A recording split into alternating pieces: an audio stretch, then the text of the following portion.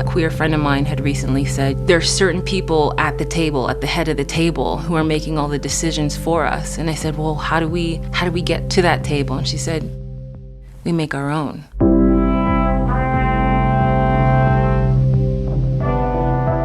Sean lived in the background on stages for so many years, playing trumpet for different projects, and he came to me and was like, I want to do my own thing, and I don't know what it looks like yet. He pitched this idea. It was so right on. I was like, oh my God, I'm never going to leave your side. I want to be here for all of this. Something inside so strong. Queer Songbook Orchestra is a 12-piece collective of queer and allied musicians. We sort of look back at the last century of popular music and extract the LGBTQ narratives. We sort of present those stories alongside the songs that we feature in our shows. The more you refuse to hear my voice. It's kind of a vehicle for storytelling. We're still looking at pop music, but with a queer eye, so it's a real performance. I don't know many people who cover Arthur Russell and Billy Strayhorn and Taylor Swift. All these songs and sounds and genres and musical communities are congregating within the QSO. Something inside so strong.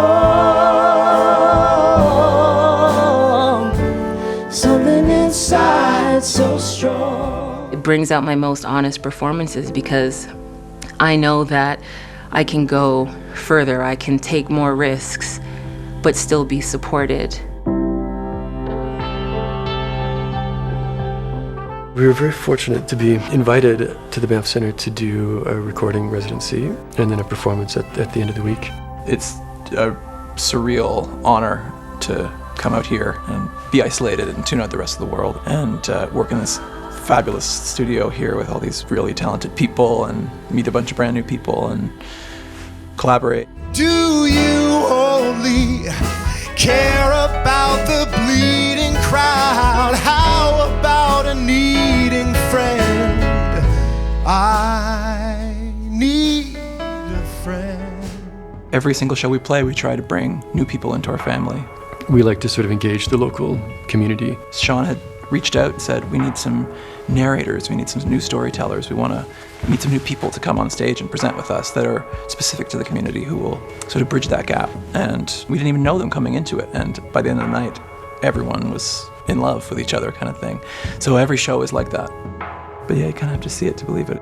It's a rare opportunity to be as vulnerable as you can be in a very safe space at the same time, which sounds like a contradiction. You're not very vulnerable if you're safe, but there's something about being at a QSO show, hearing these people's stories, very personal stories, very real stories, and people in the audience who have been waiting to hear these stories or can relate to the experiences that they're hearing on stage. And I knew I was really damaging myself, but I couldn't stop, and suddenly everything just shut down and I stopped. And these musicians who are putting themselves on the line, I feel like we're all in it together. But I've been doing this spiritual exercise for the past week, where as I'm walking around town in the forest or up the mountain, I write the names of those I love in the snow, really big with my foot so the sky can see. I always say that it feels like group therapy with music because everyone in the room is vulnerable and other people are telling their stories, and the music makes it very intimate. One of the names I wrote today is Emma, and she's here tonight, right front row and center. I remember once at Emma's prom, I was in grade 11 and I was there with someone else, but Emma's date made her cry.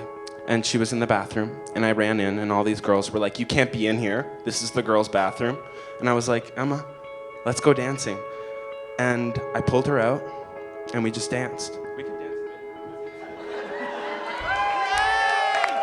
Emma was there for me and accepted me as I became who I really am, and pulled me out of the hiding and into dancing many times as well. And now her name is on the mountain right now.